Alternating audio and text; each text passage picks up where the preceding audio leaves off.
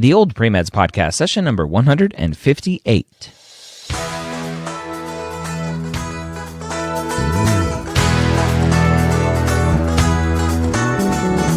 You're a non-traditional student entering the medical field on your terms.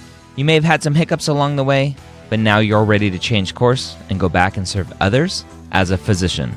This podcast is here to help answer your questions and help educate you on your non-traditional journey to becoming a physician. Welcome to the OldPreMeds podcast. My name is Dr. Ryan Gray, your host here every week, where I take questions directly from the non-traditional pre-med forum over at premedforums.com.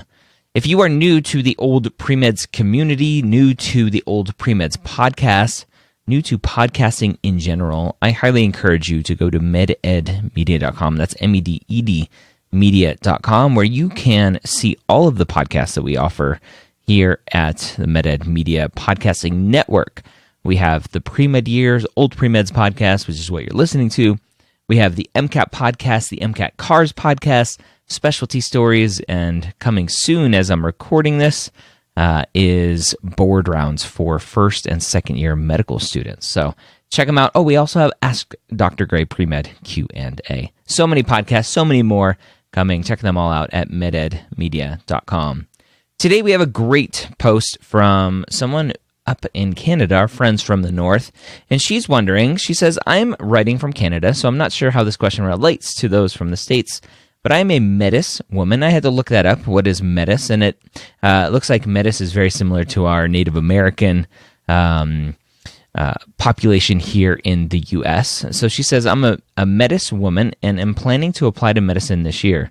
I'm a non-traditional applicant as I have a bachelor's of psychiatric nursing, which in of itself adds some complexity to my application, both positive and negative. In Canada, there are affirmative action policies in place in many universities to address the underrepresentation of Indigenous doctors. Personally, I'm very glad this is in place as I see this great need for Indigenous representation in medicine. I haven't seen any forums on this topic. Is this the same case in the States? I'm hoping to gain some perspective on applying as an Indigenous applicant. Any other Indigenous applicants on this form? Any knowledge that can be gleaned from Dr. Gray? Many thanks for your time. All right, so the question, right? Affirmative action and medical school. Now, as we're recording this, it's December 2018. Affirmative action is in the news, especially in the States, because of Harvard and their kind of policies, it seems, towards Asian applicants to Harvard. And so affirmative action seems to be coming up and down and all around in legal channels. And there was a big case, it was 2017, I think, there was a case where affirmative action, I believe, was kind of challenged a little bit and it was upheld. And so, yes, does affirmative action happen in the U.S.? Yes, it does, which is a good thing. As you're saying, there is underrepresentation of minorities in medicine. And so we need some laws, unfortunately, because the majority of people running things are old white men.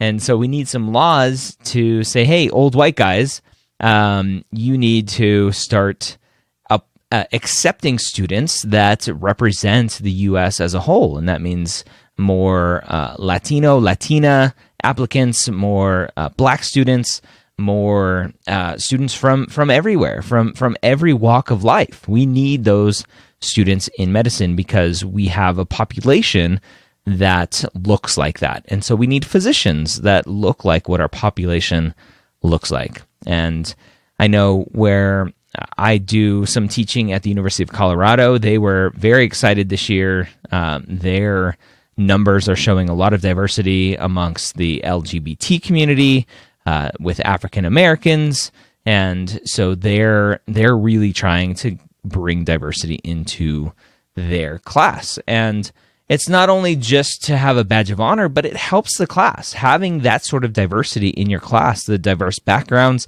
the diverse thinking, and what that brings to the class helps the class and helps the educational environment of everybody. And so if you are underrepresented in medicine, if you are a minority, either in Canada, where it looks like there are affirmative action policies in place, which is awesome, Specifically, this poster is saying to Indigenous doctors, but hopefully there's affirmative action policies in place for other underrepresented minorities.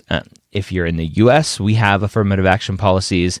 There was, I think it was Mississippi. There was a medical school in Mississippi. Don't quote me on that, but I think that's where it was. They actually got in trouble recently, I think 2017 again, because of a lack of diversity. Their classes that they were accepting were lacking diversity, and they kind of got a slap on the wrist because of that. So schools are really trying out there. At the core of everything, though, are humans, and humans have their own biases, and that comes into play with admissions. And so we try to constantly get better with that and recognize our biases and try to overcome that. And we need these policies in place to kind of force some people into that sort of thinking, even if they don't like it, unfortunately. Unfortunately, that they don't like it. It's not good that they don't like it, but yeah, you understand what I'm saying. Anyway, so that is, those are my thoughts on affirmative action in medicine. They exist. We are trying to get more and more diverse as a community of medical schools accepting students.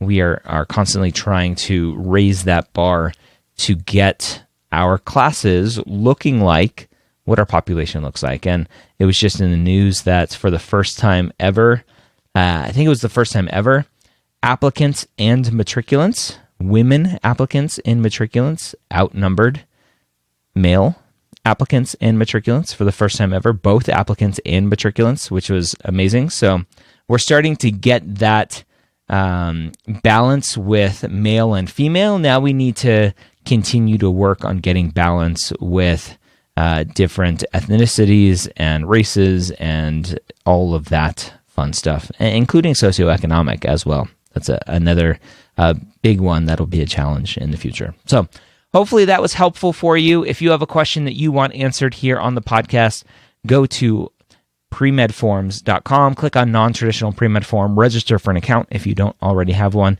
and join an amazing community of students helping each other, collaborating, not competing. Have a great week. We'll see you next time.